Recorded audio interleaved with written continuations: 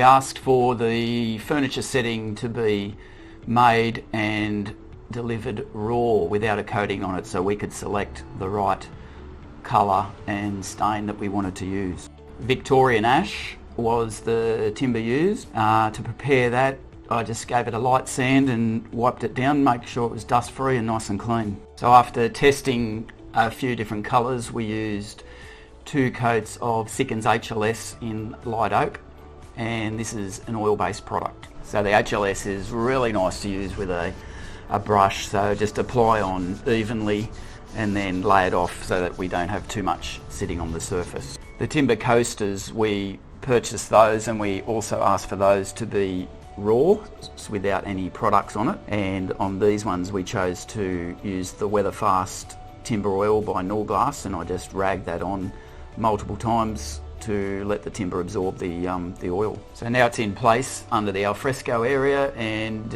we have a few little drinks around it, and often we even have dinner around it as well.